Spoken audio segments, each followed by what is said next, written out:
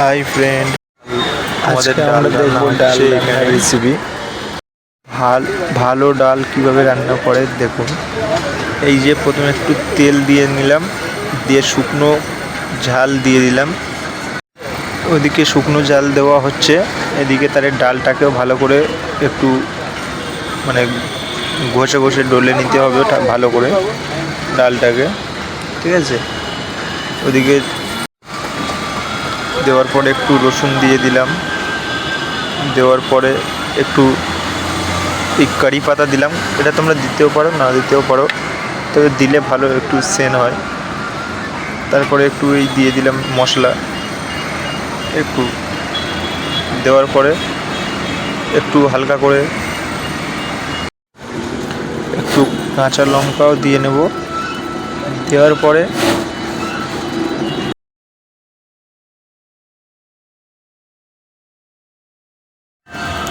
সব কিছু ভালো করে দিয়ে নিতে হবে। ভালো করে দেওয়ার পরে এইবারে মানে খুন্তি বা নাকড়ি তোমরা যা নিতে পারো, যেভাবে সুবিধা হয়, ভালো করে এটাকে মানে নেড়ে নিতে হবে, ভালো করে পাকাতে হবে। এটা তোলায় ধরে নেবে, ঠিক আছে। ভালো করে নিতে হবে, নেওয়ার যতক্ষণ মানে তোমার ভালো লাগে ততক্ষণ একটু নাড়তে হবে এইভাবে।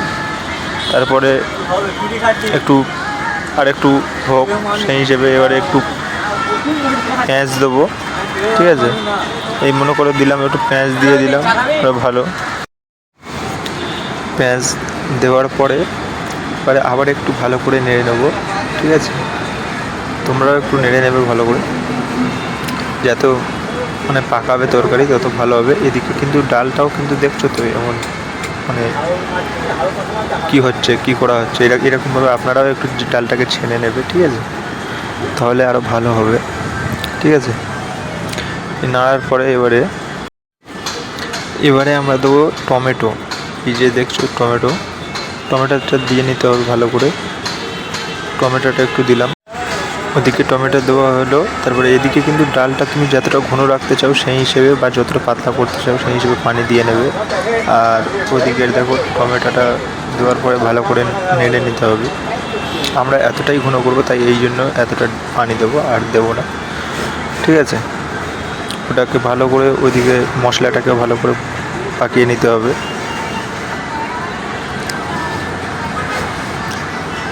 নেওয়ার পরে এবারে একটু মশলা, এবার তোমরা যেমন মশলা যে যেমন খাই, কেউ মিট মশলা খায়, কেউ খায় না, একটু ঝাল হলদি যেমন দিতে হয়,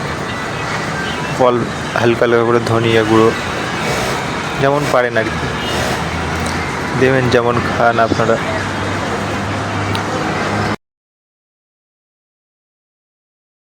দেওয়া হয়ে গেলে আবার ভালো করে নেড়ে নিতে হবে। যত মনে করো যত মশলা যত পাকাবে ততই টেস্ট হবে, ঠিক আছে। এটা আপনাদের কাছে এবারে ডিপেন্ড, আপনারা কী করেন, ঠিক আছে। আমি একটু কেটে দিচ্ছি, ভিডিও কেটে করছি, নাহলে ভিডিও অনেক লং হয়ে যাবে। তাই এবারে লবণ দিয়ে নেবো একটু, ঠিক আছে। লবণটা দিয়ে নিলাম।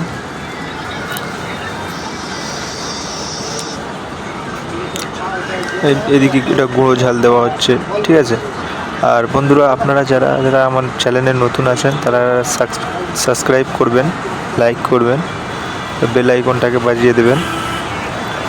চেষ্টা করব আপনাদের কাছে কোনো ফুড ভিডিও বা এমন রান্নার রেসিপি বা যে কোনো জিনিস মানে সব রকমের ভিডিও আপনাদের সামনে ধরার, ঠিক আছে। লবণ দেওয়ার পরে, হলুদ দেওয়ার পরে দেখো একটু ফের নেড়ে নিতে হবে। প্লিজ সাবস্ক্রাইব করবেন, প্লিজ দয়া করে। আপনারা যদি সাপোর্ট করেন তাহলে আমি ভিডিও করতে পারি না, আপনাদের দয়ায় আমি তাহলে একটু যদি উপরে উঠতে পারি, ঠিক আছে। তারপরে একটু ভিডিও কেটে দিলাম, ঠিক আছে। একটু ভালো করে নেড়ে নিতে হবে, তো অনেকক্ষণ ধরে পাকানো হচ্ছে বলে ওই জন্য একটু ভিডিও করে দিলাম। আর একভাবে নাড়তে থাকলে এক সাইড ধরে নেবে, ওই জন্য করে একটু ঘুরিয়ে নিলাম হাঁড়িটা, ঠিক আছে।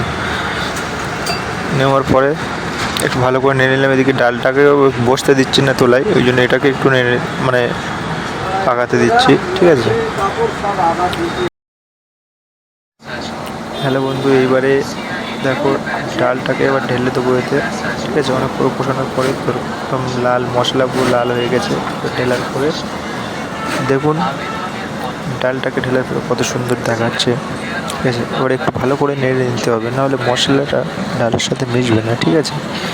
সেই হিসেবে একটু মশলাটাকে একটু ভালো করে যাতে ডালের সাথে মিক্স হয়, সেই জন্য আমাদের চেষ্টা করতে হবে একটু ভালো করে নেড়ে নেওয়ার।